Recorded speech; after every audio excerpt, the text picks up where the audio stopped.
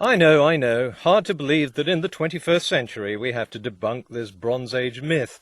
But while most of us left the story of a global flood and an ark full of animals back in Sunday school for 5-year-olds, 64% of Americans surveyed 4 years ago actually believe this story is true.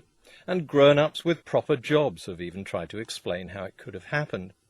So in the next 2 videos I'm going to explain how we know it didn't happen. And then we'll take a look at some of the famous mini-myths that have grown up around the flood story, like polystrat trees and the 5-minute carving of the Grand Canyon. 200 years ago, the first geologists believed absolutely what the Bible told them, and set forth to find traces of this great flood. Their view of the world was pretty much the same as creationists today. God had made the earth, mostly out of granite and basalt, then along came the flood, bearing and preserving all the animals and plants under a mass of muddy sediment. Then life returned, the soil was built up, and today we live on top of all these remains. And if you listen to creationists on this subject, this is exactly what geologists have found. When you have billions and billions of dead things and rocks laid down by water all over the world, I think you've got a pretty strong argument for catastrophic judgment. But when early geologists looked at these water-lain rocks more closely, they got a surprise, because they didn't find this at all. They found something more like this: distinct layers of different types of rock in no particular order. No sign of that single global flood deposit anywhere.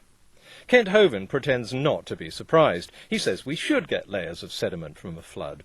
Moving mud automatically stratifies. Get a jar of dirt, add some water to it, shake it up and set it down. It settles into layers for you.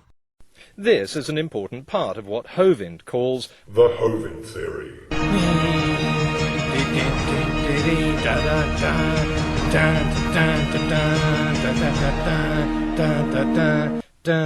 Yeah, he seems to have dreamed it up by sitting in a chair, because as we shall see, it's obvious Hovind hasn't actually done the experiment to find out what happens. Let's do it for him. To test the Hovind theory, add different flood detritus to a jar or a small tank.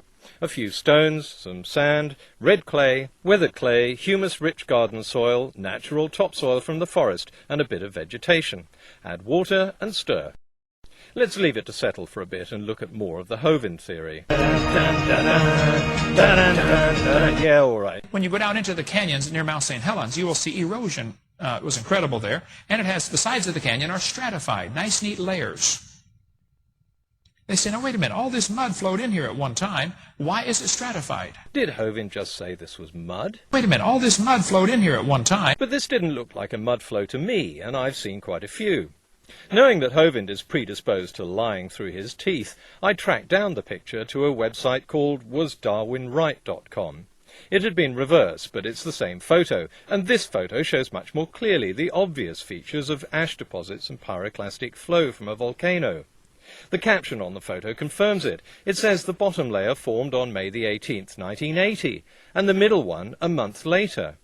So not only are these two separate layers, both dates coincide with eruptions of pyroclast from Mount St. Helens, not mud flows.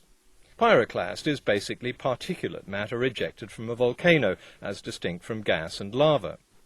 Only the top layer is identified in the caption as a mud flow, and one that occurred 2 years later. So not only did they not form at one time, as Hovind claims, they're not even flood deposits.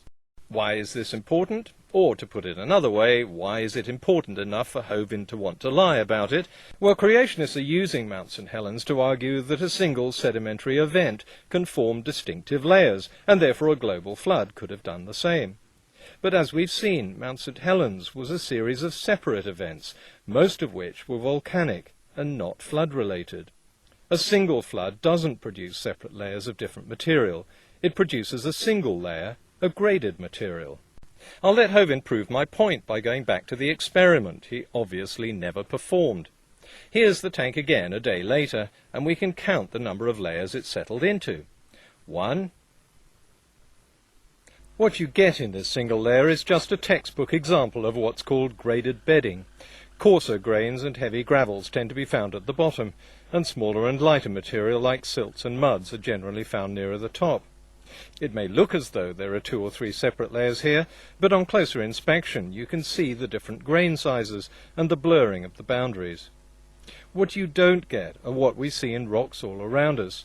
Clearly defined sedimentary layers, each made of different material and in no particular order. The middle band in this photo is sandstone, sandwiched between 2 beds of siltstone. This photo shows a layer of red limestone topped by chalk. So if Hovind's flood experiment spectacularly fails to recreate these separate layers, what would do it? Well, let's add the same materials again, this time recreating the kind of conditions we see on Earth today.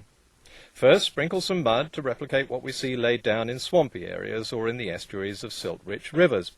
Then the sort of sand that today is being deposited offshore near more arid environments.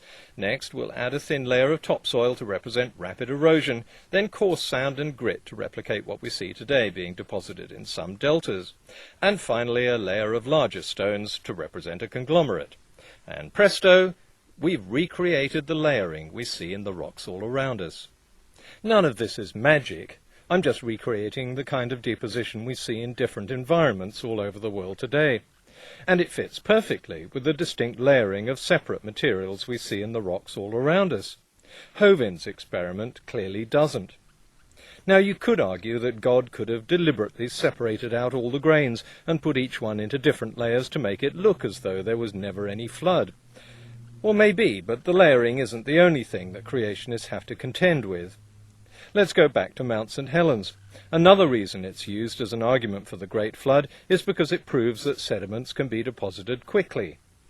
Well, no surprise there, and no need to go all the way to Mount St. Helens to find that out. This has been in the geology textbooks for the last 150 years. We know that some sedimentary material, like pyroclast, flood deposit and breccia, is deposited very rapidly. But to argue that all sediments are therefore deposited quickly is nonsense. In fact, we know they aren't. Take chalk, for example. It's made of the shells of trillions of marine algae called coccolithophores. As these organisms die, their shell plates, called coccoliths, fall to the bottom of the sea and accumulate, building up a layer of chalk at a rate of up to 2 inches every 1,000 years. We can see it happening today and measure it. And here's the result of it happening in the past. In different parts of the world, we find chalk beds hundreds of feet thick. What you're hearing is the sound of creationists rushing to answers in Genesis.com to find out what they're supposed to think about all this. Well, answers in Genesis suggest that somehow the algae proliferated during the 150 days of the flood because they got more nutrients from all the flood detritus. So instead of making just 1 inch of chalk in 150 days, their rate of deposition suddenly increased 18 million times, and they made all this, over 1,000 feet thick. But even if that was chemically possible, and didn't break all the laws of thermodynamics, it doesn't explain why none of that flood detritus got mixed up with the chalk. Fossilized coral represents another problem for the flood story. It's obviously not a flood deposit. Yet we find layers of coral sandwiched between what are supposed to be flood deposits. We even find layers of coal above the coral. If we accept the creationist idea that coal seams are ancient forests that got buried by the flood, what are they doing sitting on top of coral reefs? Was there an earlier global flood that we don't know about? So while billions of dead things in sediment laid down by water may seem to be all we've got under our feet, a more detailed and intelligent examination of the rocks shows a very different story. These rocks present no great mystery for geologists because they're made of exactly the same sediments being laid down in different environments today, from the slow deposition of chalk and limestone to the rapid deposition caused by local floods and mudslides, to the steady build-up of sandstones and siltstones. If creationists like Hovind prefer to sit in their armchairs and make up what they call theories, then there's a very easy way for them to support their case. Perform experiments to show that an increase in detritus will increase the population of coccoliths 18 million times. Instead of telling gullible audiences that an experiment will confirm the flood theory, do the experiment and show how a mix of sand, silt, mud, shells and grit will miraculously separate into different layers. No, it's no good going to answersingenesis.com. They've never done the experiment. The last thing you want to do when you've got a theory that's wrong is do an experiment that'll prove it wrong. But we live in the 21st century where we don't have to just accept these Bronze Age stories. because Sunday school teachers tell us they're true. We're capable of thinking and finding out for ourselves. So that just about wraps it up for the waterborne sediments. In the next video, we'll look at the billions and billions of dead things.